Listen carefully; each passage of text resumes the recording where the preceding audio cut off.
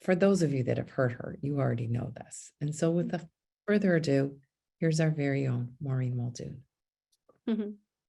Thank you, Bella.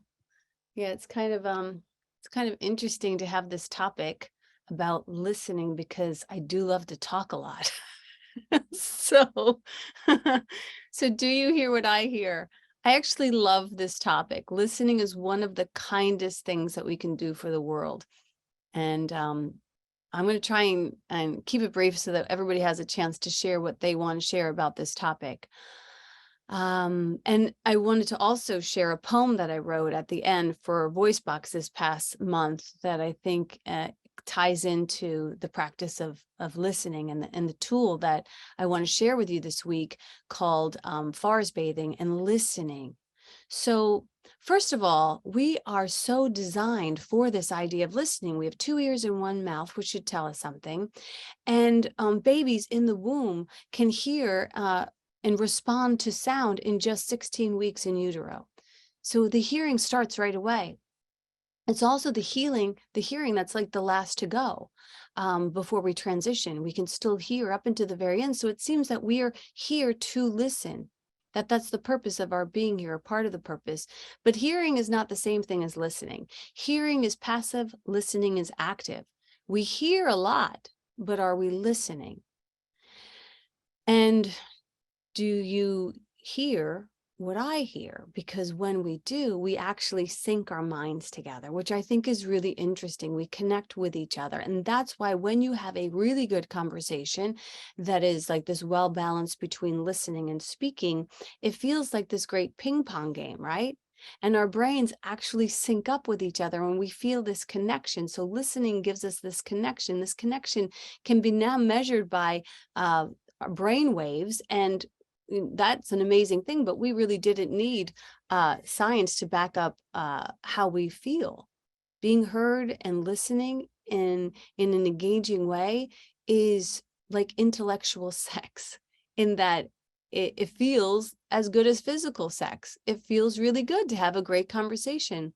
I've been reading this book by Kate Murphy, the author of You're Not Listening, and she says listening is about the experience of being experienced. So listening is the experience of being experienced.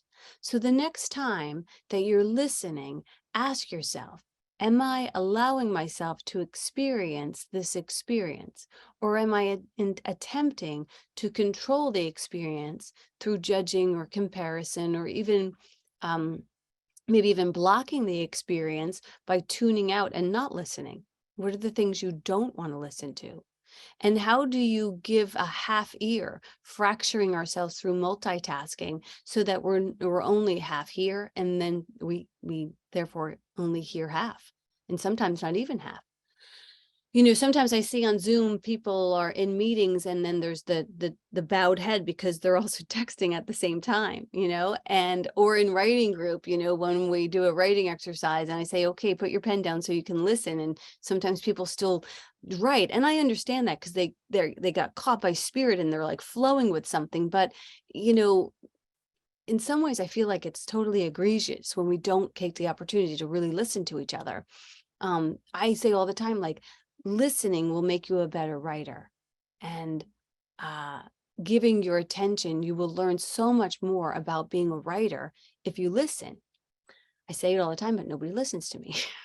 Just kidding. You will find that you could learn something from everyone. And Dale Carnegie backs that up by saying you can make more friends in 2 months by becoming interested in other people than in the 2 years of trying to get other people interested in you. So not too long ago, we all went into this universal classroom. It was this classroom that we kind of feared at first, this classroom that made us settle down and listen up. And there was great contemplation that happened, and there was great evaluation that happened, and immeasurable reorganization that happened and called from this call to isolation that was kind of forced upon us. But it was during this lockdown that we really began to listen to our lives. And when we listened, we learned so much. Recently, I read this other book called Tranquility in a Noisy World by Bernie Krause. And this guy, Bernie, was a sound engineer who started his career in motion pictures, worked on Rosemary's Baby, like all of these major films. And then he began to be called into the forest, and he would go into the nature with his recording devices, and he began to listen to nature, and what he heard changed his life. So he left Hollywood and he began to study soundscapes and create these soundscapes for people to listen to, and what these soundscapes effects were on human organisms like human beings. So basically, when you go into the forest, the sounds that you're hearing, how is it directly related to your well-being? There's an orchestra of birds, of bugs, of water, of wind, and this music is being drowned out by bulldozers. And yet we live in a world where the forest is empty, the malls are full, and we're walking around with earbuds on. So it's like we're almost developing an allergy to hearing. Good listening comes when we listen to the meaning under the words. If you're willing, you can hear so much. When I was a spiritual practitioner, and there's a lot of them here, Bella's one as well, we were called in the training to develop a practitioner ear where we would listen to the client or the person requesting prayer with one ear, and then we would listen to Holy Spirit with the other ear. And this training was to hear the story under the story, but also to hear the constructive opposite. But I kind of knew that because I had been trained as an actor prior to that. And the whole gig with acting is to find the story under the story, to pay attention to those tones and those themes and those descriptives that the director or the writer is offering up around the character and the situation, so that you can figure out what's actually happening between the lines, which is where the story really lives. And this requested that we really listen with every cell of our body and learn to fully pay attention to those subtleties and those sacredness that live in the ethers as opposed to as in the words. And then I began to work with storytellers, and I could hear, the truth that happens when somebody begins to court their truth. And this happened just this past time. It happens all the time, but this past time at VoiceBox, it happened again with this guy, John Puppet. And he came to me with this story.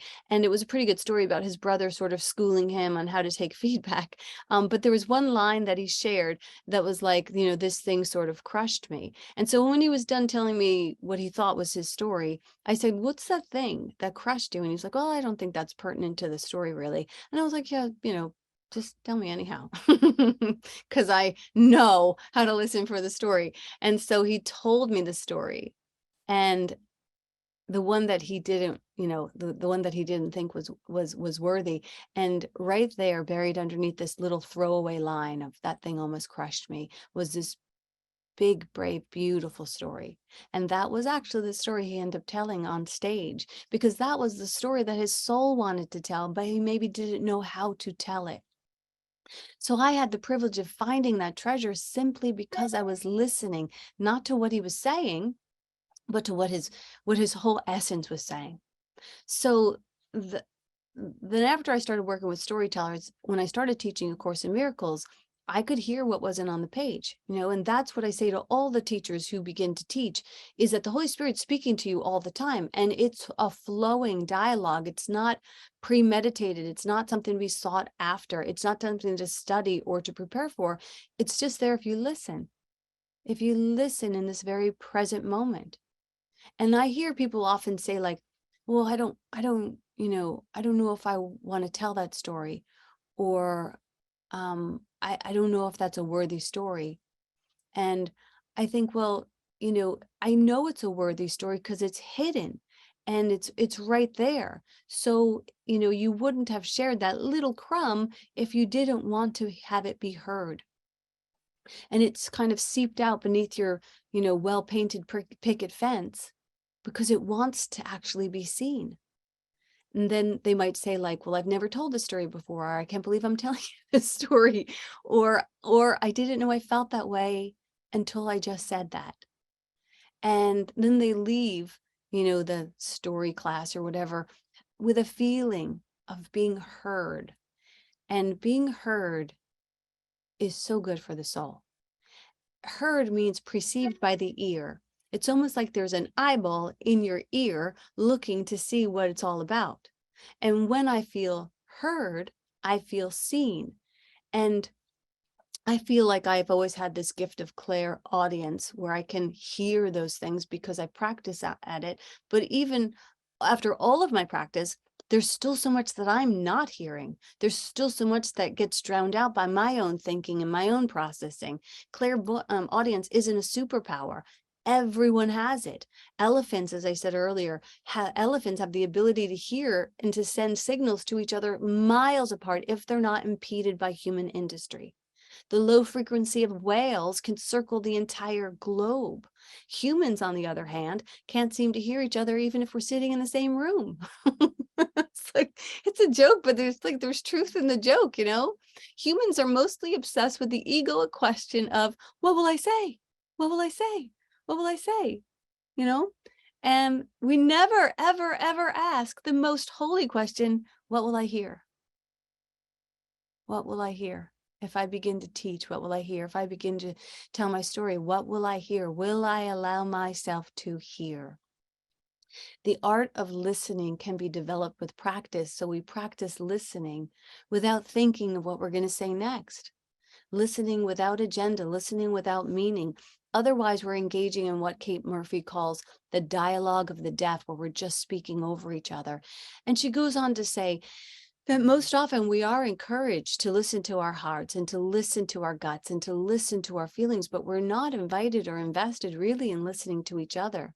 So in this world of social media, we want to, we want everyone to know what we think. And everyone now has this major megaphone out into the world that we kind of send out these signals every time something is shifted in our lives. And we become content producers and content consumers, and we lose the art of conversation. And most of the time we can absorb a whole meal of content and we don't even leave a tip or a nod or throw down a like or an emoji. Or we do that and we don't engage in the rebuttal or the conversation. We lose our tolerance for listening. We want people to just text us instead. I have friends who call me out. They call me old school because I call people on the phone. I know it's novel, I call people and some people, sometimes they pick up. But see, the thing is, Holy Spirit has never asked me to like anything or leave an emoji. Never got that direction. Holy Spirit always says, why don't you call them? Why don't you give them a call? So still, sometimes I do just like things or leave emojis and engage in counterfeit communication because I'm lazy like everybody else. So, but emojis give me very little to work with.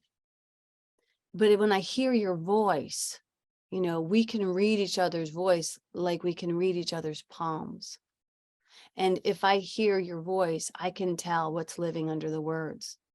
But most of the time we want to protect ourselves with these surface engagements because we want to control our listening. We don't have time to actually talk, so just let it go to voicemail, right? And if you're too busy to talk or pick up the phone, maybe you're just too busy. Maybe that's a possibility. That's no whole other illusion for another day that we could get into, busyness. But I just think that there might be another way. I sometimes I think I'm too busy. I'll look at somebody calling me and I'll go, oh, maybe I'm too busy. And I'll think that thought. And I have to rethink the thought and say, they're calling me. There must be something for me to know right now. Why am I going to wrestle with what is? Maybe I could stop what I think I should be doing and take what is and invite in what is and live in the mystery. It's actually quite beautiful. It's never been harmful when I answer the phone. So I think that maybe there could be another way. We don't want to think on the surface. I think we want to live with the whales, right?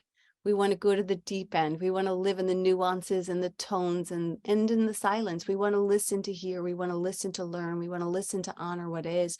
We want to listen to have a mutual respect and a soulful exchange or conversation. Because few things are as healing as a good conversation, as a little chat, a little tete-a-tete, whatever language you speak. We're designed to connect with the sound of our voices. Do you hear what I hear? Do you listen with the intensity of the way that you listened when you were a child for the hooves on the roof? For those Catholics amongst us, did you ever try and engage listening to your friend with that kind of listening? We can all be really great listeners when we want to be. But we need better examples. You know, today conversations in the media are not actually conversations. They're more sparring matches where the parties are not looking to actually connect, but to annihilate, not looking for the meaning, but for the pause so we can jump in and, you know, lob a verbal hand grenade or a word bomb. In a poll, Kate Murphy revealed that most people don't feel listened to. And in today's bent on consumerism, it seems like something you would need to kind of outsource. Like we're all being called to outsource so many things that we once did so well. You know, like listening is considered a burden, like something you'd have to pay somebody to do. So we have life coaches and we have spiritual practitioners and we have therapists and hairdressers and rabbis and ministers that were called like professional listeners. And I get it, because there are times when you need like a tender place to unwrap something that's kind of intense. That's beautiful work that these people do. I get it. But we can all be called to be great listeners, you know? I know that it's hard because there are some truly boring people out there in the world. Just kidding. I'm just kidding. Not in this community anyhow.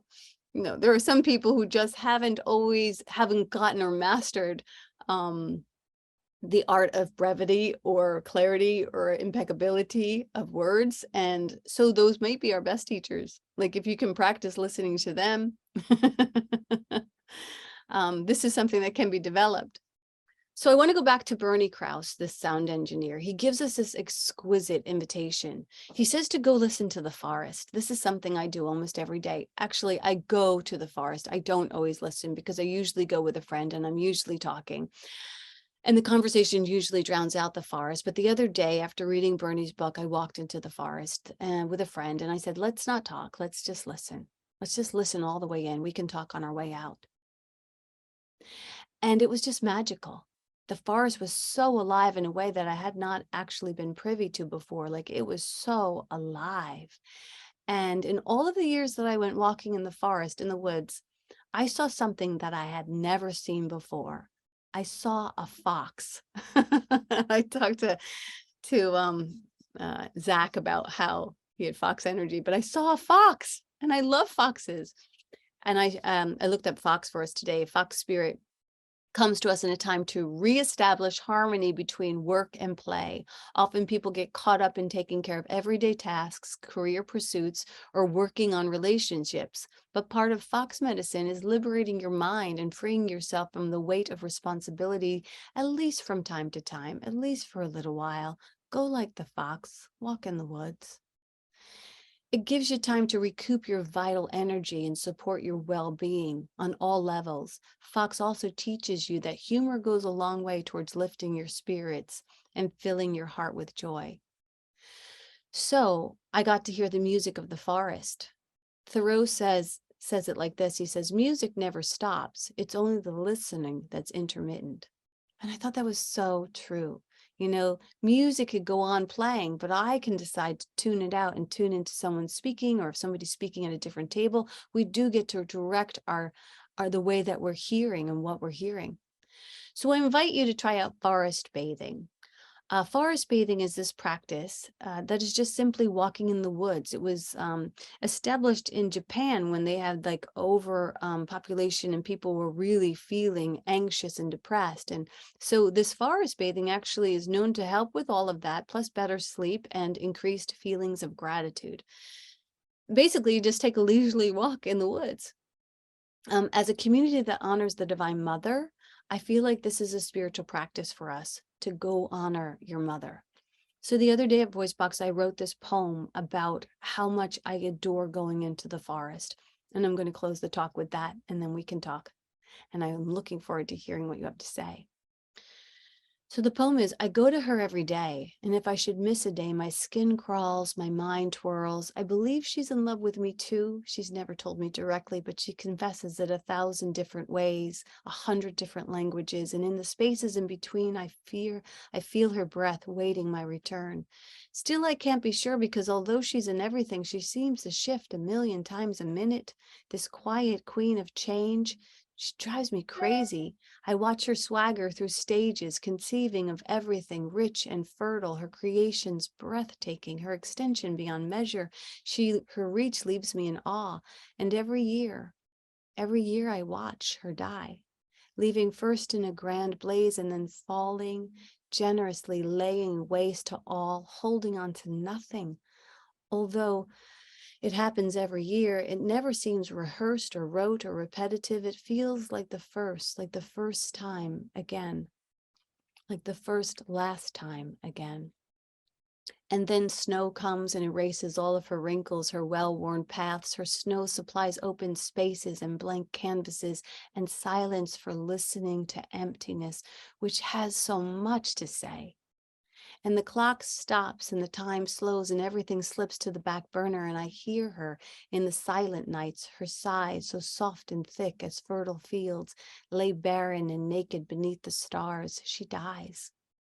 But even before my tears have dried, she comes again, stretching and melting her white ways away, giving over to mud and murkiness, and seeds begin to burrow, grabbing hold of her like a trillion children, rooting for her nipple, digging in, latching on. And she, the mother of all mothers, cradles these fragile capsules of tenacious life that dwell and swell and then sprout into each seedling and every sapling.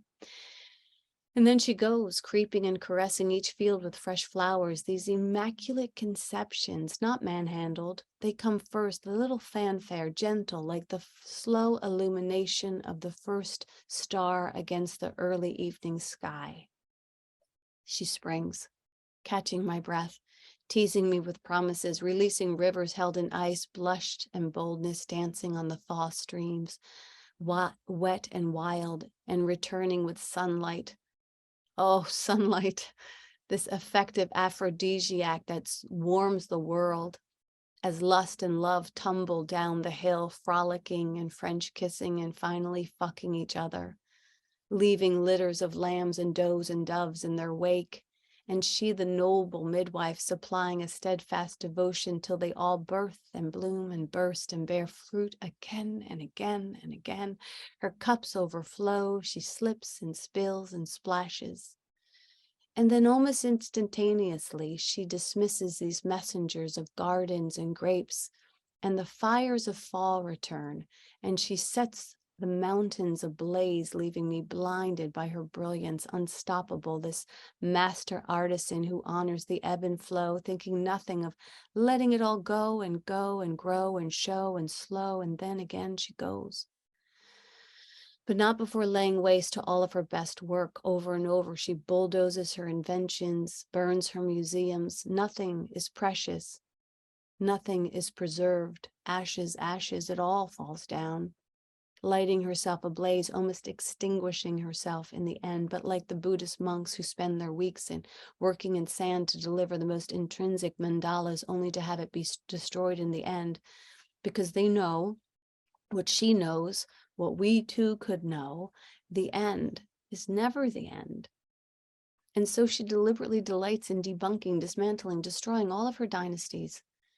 And the fall fades to winter, and off she goes, retreating into caves and crevices, leaving all that can be left. Again she goes gray, unapologetically gorgeous in her gray, taking herself down to the bone, and yet there she is, always there, always ever there, an eye enamored and dependent, a creature of her nature, meandering her woods and ways, normally stumbling in to her like a scattered, strung out junkie, too loud, too wrecked, too much. But when I'm with her, there's no measurement. I'm just right, and nothing more is expected. And oh, here's the best part. She's polyamorous. If you're interested, I would share her with you, She needs to be shared. She'll take your breath away. She'll fill your lungs with banquets of benefits. She'll teach you how to dance with change. She'll teach you how to listen to the symphony of foxes and hawks in flight. So cancel your Netflix, cancel your scrolling, cancel your gym memberships. Just find a path in the woods and go there and walk 5,000 steps and listen, and then turn and walk back 5,000 more. And you will develop an ear for the truth and a joy for life. And oh, the things you will hear if you really want to hear what I hear. That's the word. Wow. I heard it the other night and I heard it again today, and I'm just wowed even more. Thank you. That was an amazing talk. I have so much to say about that. And I think I have some of those soundscape CDs. I think I've actually had a bunch of those. Um, and we're going to talk more about that. But first, we're going to go to Mari for the community offering.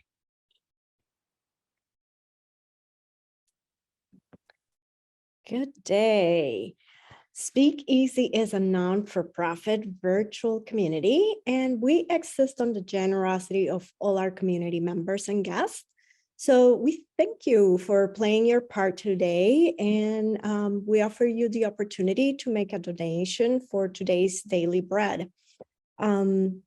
Your generous donation help us to bring spiritual leaders, artists, speakers to Sunday service and keep all these important conversations going. So if you were spiritually fed by today's conversation, I invite you to go within and see what you listen, what you hear, for that is yours to share. No gift is too small. SpeakEasy also ties to other areas where we are fed. This past year, one of them was Foundation for Inner Peace. We've tied to Yoga Among Friends, to Flowering Heart. So your donations go a long way to keep these conversations going, bring them live to you, and to continue on Zoom. So if you feel called, there is a link in the chat. Otherwise, you can also go to SpeakEasy Spiritual Community.com. You will see a tab there that says donate. Just follow it, and we appreciate whatever is yours to give. Thank you. And I pass it back to Beth. Thank you, Mari. Yeah, so now it's time for the truly unique experience of SpeakEasy Sunday service, our community conversation.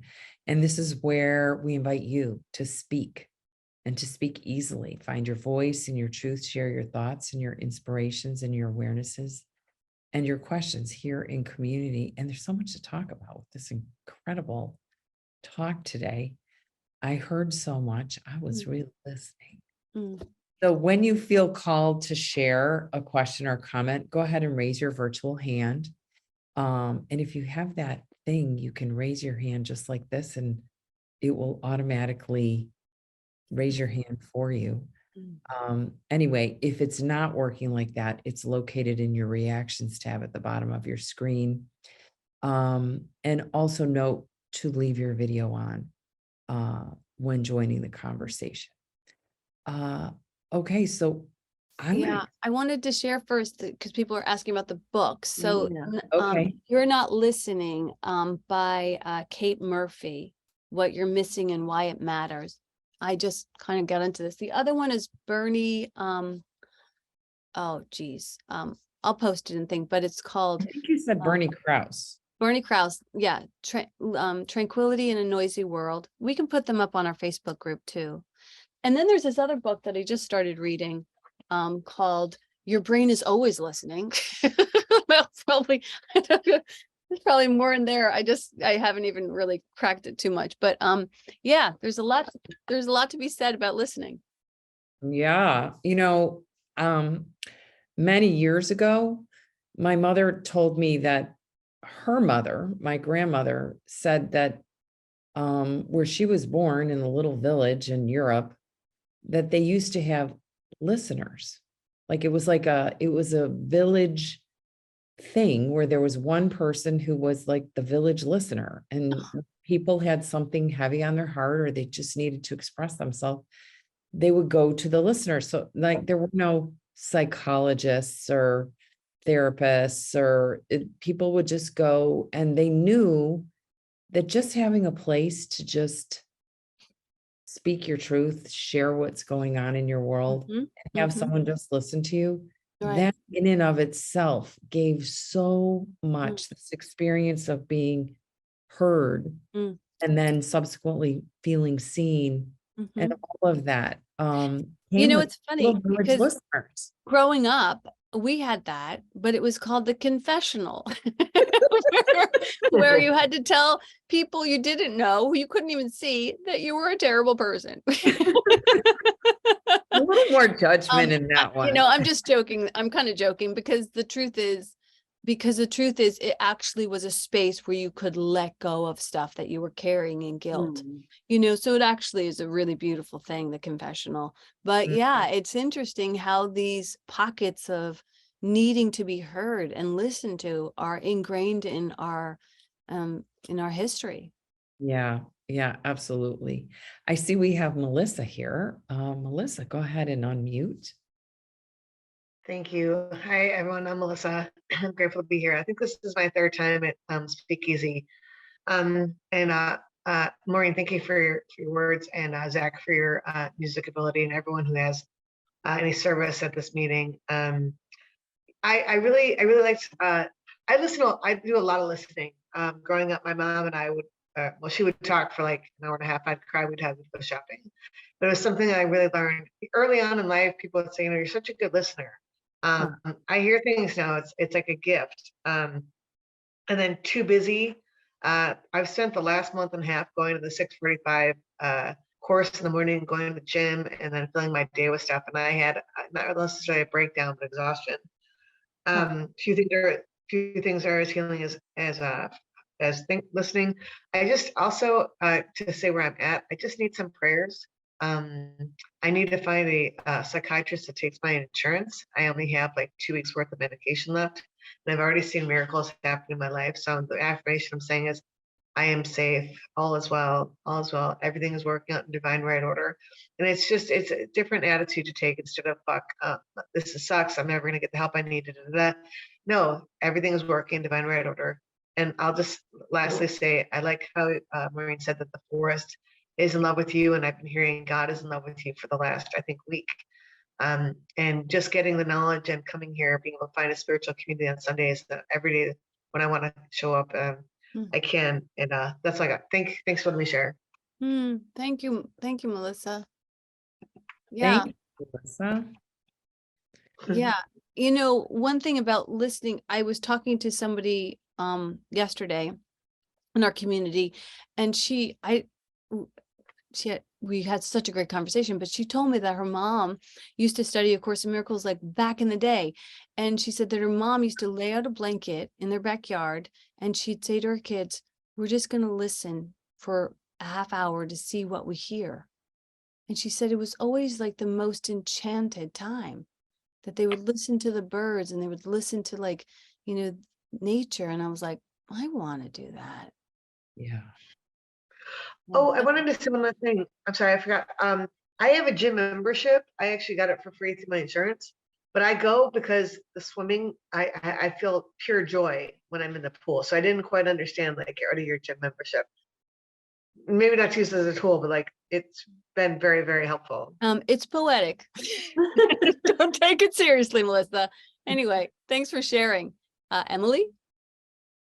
Hi, thank you so much, everyone. Maureen, I was actually, you made me think about how when I was young, I used to make up something to tell the priest because I didn't have anything to say. Like, I didn't know what I did wrong, but the listening, I just thank you so much for the reminder, as my 86-year-old mother constantly says, and we kind of make fun of her. Listen to me, listen to me, listen to me. And I say it too. I'll say, listen to me. And my husband will, like, I can't, don't, you're being like your mother. And then I was like, wow, listen, no one needs to listen to me. I need to listen. Yeah. And what a gift that is. And this was the biggest gift I gave myself, just to sit here today, because I am full of ego-led excuses of why I can't be present. And yeah, I'm still in my pajamas. So this was the biggest gift, just to sit here and listen. So thank you. Thank you, Emily. Callum. Hi. That was an amazing talk and an even more amazing poem. My goodness, some talent there. Thank you. Thank you. Fantastic. Just Melissa was talking there, and she repeated a phrase that Bella had said earlier today, which is all is well. And it just struck me because I read a devotional called Two Listeners, and I'll put a link in the chat if I may. And it's a piece for every day of the year, right? And if I may, I'll just read. It's only a few lines, but I'll read what it says for today, if that's okay. Yes, please. So January 29th, the title is "I Clear the Path." Wait on the Lord, Psalm 27:14. And then it says, "I am thy shield, have no fear. You must know that all is well. I will never let anyone do to you both other than my will for you. I can see the future. I can read men's hearts. I know better than you what you need. Trust me, absolutely. You are not at the mercy of fate or buffeted about by others. You are being led in a very definite way, and others who do not serve your purpose are being moved out of your path by me. Never fear, whatever may happen. You are both being led. Do not try to plan. I have planned. You are the builder, not the architect. Go very quietly, very gently. All is for the very best for you. Trust me for all. Your very extremity will ensure my activity for you, and having your foundation on the rock, Christ, faith in him and being rooted and grounded in him, and having belief in my divinity as your cornerstone, it is yours to build, knowing all is well. Literally, you have to depend on me for everything, everything. It was out of the depths that David cried unto me, and I heard his voice, all is well. And I just thought the timing of that, given what we heard today, was worth sharing. So thank you for letting me share. Thank you, Colin. I love that. And all is well. Love it too. Lynn.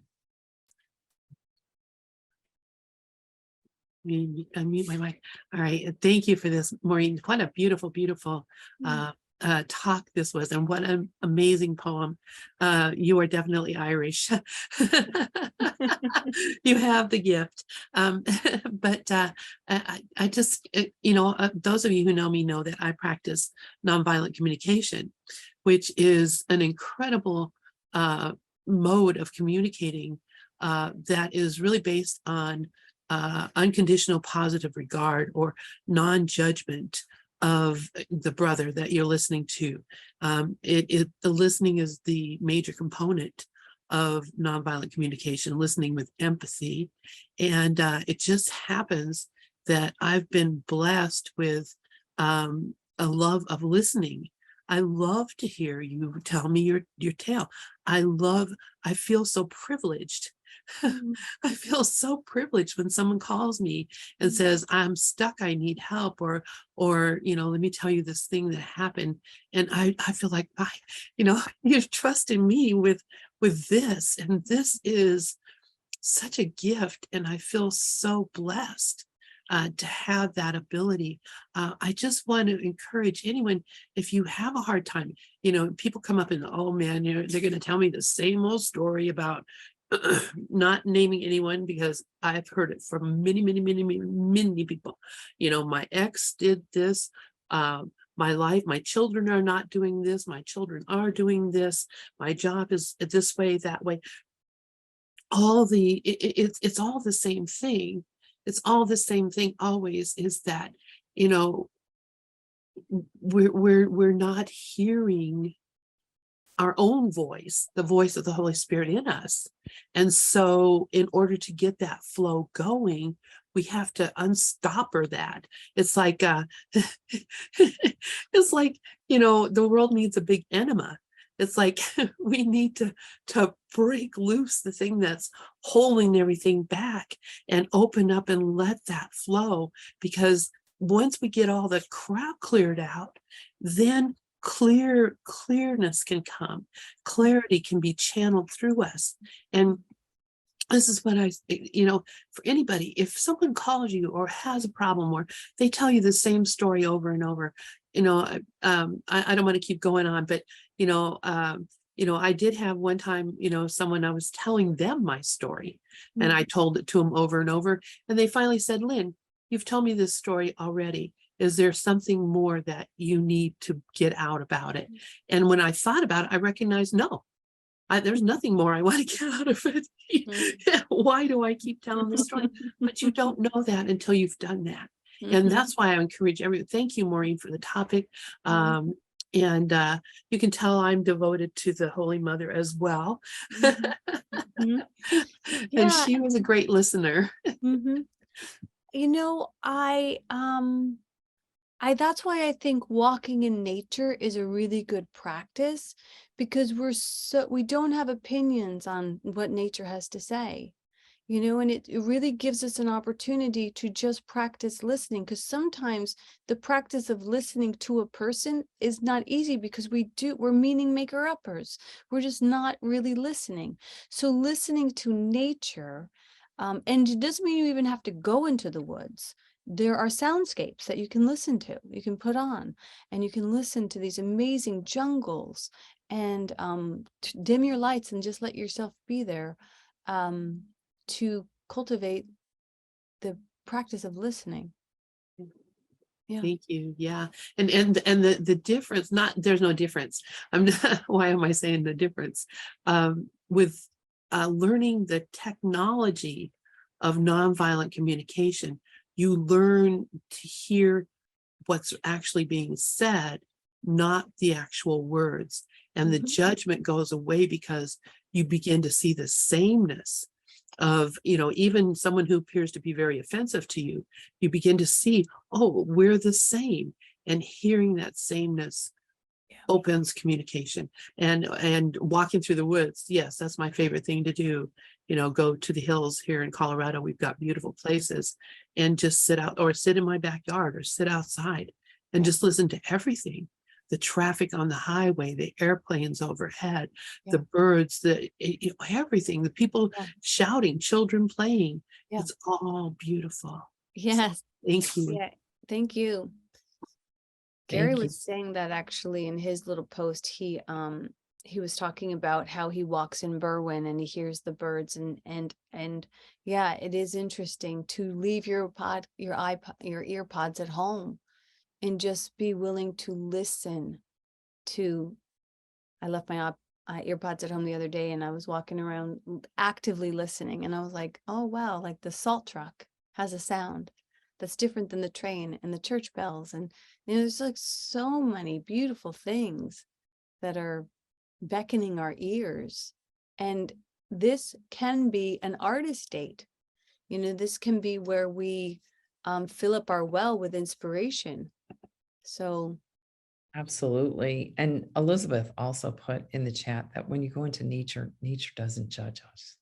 You know, you can just go and be in this beautiful place of non-judgment. We have Clive with us. Hi, Clive. Hi there. Hi. Sort of listening to nature is a very kind of a strong subject for me. Like sort of having worked in nature for most of my life with trees, I came to realize after a while that when you work in nature, it's really not you working on nature, it's nature working on you.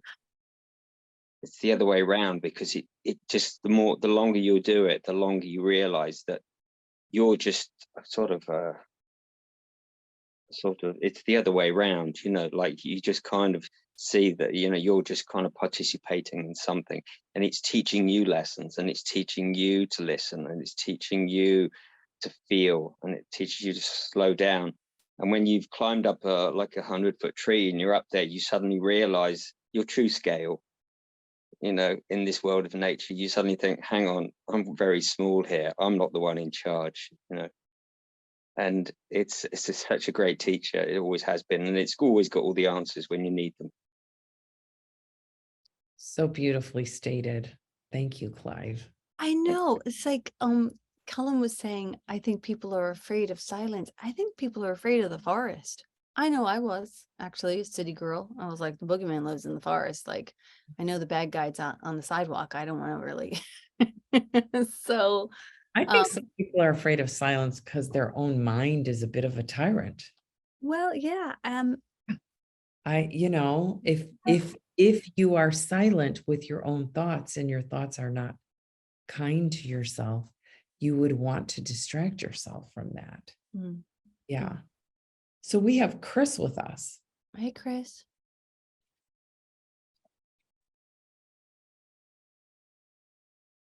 You're muted. You're still Mhm. muted, Chris. We can't hear you. Sound issue, either volume or the speakers. It's a sound issue. Okay, why don't you go ahead and put it in the chat and we'll come back to you. And in the meantime, we'll talk to Brenda. Hi, Brenda. Hi, I love this talk too. A lot of thoughts are coming up for me, and Mm.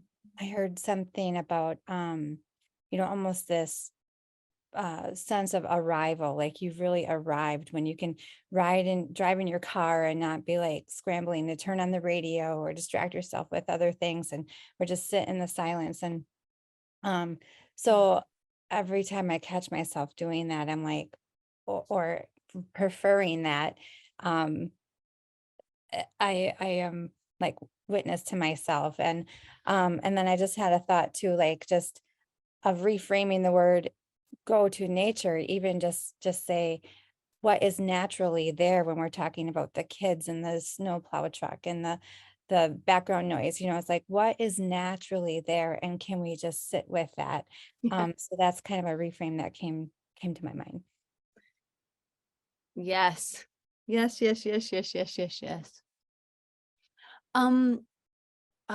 Yes, absolutely. Stay in peace with the sounds that are. But I will say, just you don't need to hear any more from me about how much I love nature, but I will say there are tones in nature. Like even when I'm in nature and I can hear the far off distant traffic, I'm like, I gotta get to where there's no man-made noises, where I can hear the birds again. Because when we were in COVID and the traffic stopped, birds didn't have to exert as much effort to be heard. And you could hear more birds. And there's something about the orchestra of nature that is very much in tune with our well-being. So yes, I 100% be in the natural that is, but also I want to take everybody into the woods. Like meet me in the woods. You're gonna love it. Anyhow. I can attest to that. I've had many times in the woods and we've had a wonderful time. I think we need to have a walk in the woods club where you don't say anything on the way in, and then we do our other practice on the way out. Which is I love it. I'm in. I'm totally in. Mhm. So Linda says here, we are nature. We don't go to it. And yes, and going out into a forest gives us a deep dive into that experience. So there's another comment here, someone, Sharonda, who has tinnitus. So listening to the sound of a stream on my earbuds is very soothing. It's great. Yeah. So That's what Bernie Krause actually suggests to do, is like to listen like in with earbuds, or to sort of like just drown out all of the other noises. yeah, I was thinking as you were talking about listening to your internal experience and then listening to the world out around you. Yeah. And there's sort of, do these things match up? Yeah. And how important it is to sync up your internal experience with your external experience. Like I was saying that there's some bad examples of listening because they're mostly like sparring, but when we get to see good examples of listening, it's so gorgeous. And at VoiceBox, a storyteller will tell a story, and Kathy Richardson will listen to the story, having never heard it before. So she's listening like those kids on Christmas Eve. Like she's really listening for the themes and the tones, because after they're done telling their story, she's going to sing them a song based on their story. So she really has to listen. And it's so interesting to watch that listening happening. And it's so beautiful when people get off stage. Sometimes other people will come up to them like, you do great, blah, blah, blah. It's wonderful.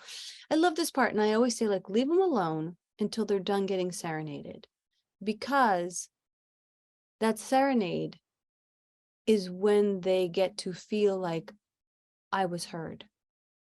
I mean, of course we feel heard when we're on stage and people applaud and stuff, but that serenade is like a special sauce that's almost as good as walking in nature. When somebody serenades you. Oh, it's yeah. gorgeous. And Kathy is so brilliant at Mhm. picking the songs. Carly has her hand up. Good morning, Carly. Good morning, Maureen and Beth. I love this topic. And one thing that I've really been focusing on, and it's always a lifetime talent, is remembering people's names. Oh, yeah. And it is such a talent of listening. Oftentimes in trying to really be present, ask an additional question. I find that helps me. I met Joe yesterday and I said, now is that short for Joseph? Just one additional question, because I think names are so important. And so I just love that reminder to really listen intently when someone gives me their name, or to ask their name and make that kind of connection. Mm-hmm. Yeah, that's really true. I am working on being better at names. Me And too. I do, when you do weddings or funerals, you don't want to mess up the name. And I did a funeral yesterday, and his name was, he had an interesting spelling for his last name, and I had to run it like 50 times in my head. I was like, you got to get this right. You can't mess it up. So yeah, it is important. It's really important to listen. So I think we should probably throw down another song with our friend Zach. Yes, Hear thank what you. he has to say. So we'll hand it to you, Zach, to close out our service, and thank you, everyone. Mhm.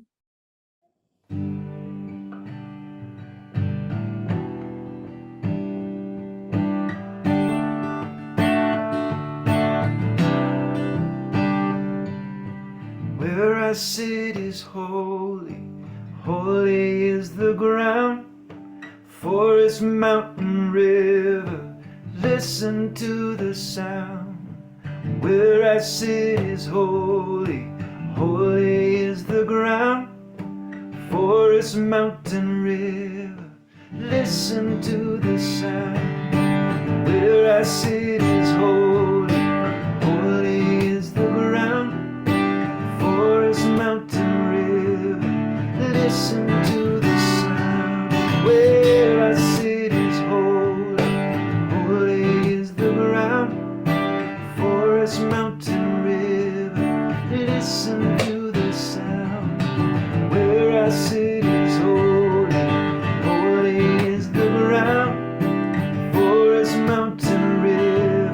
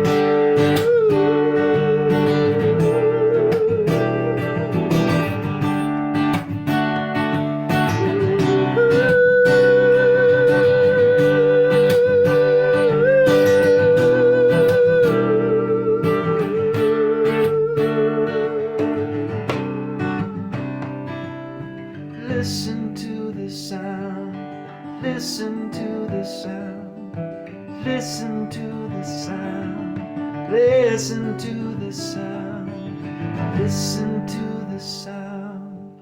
Listen to the sound. Listen to the sound. Listen to the sound.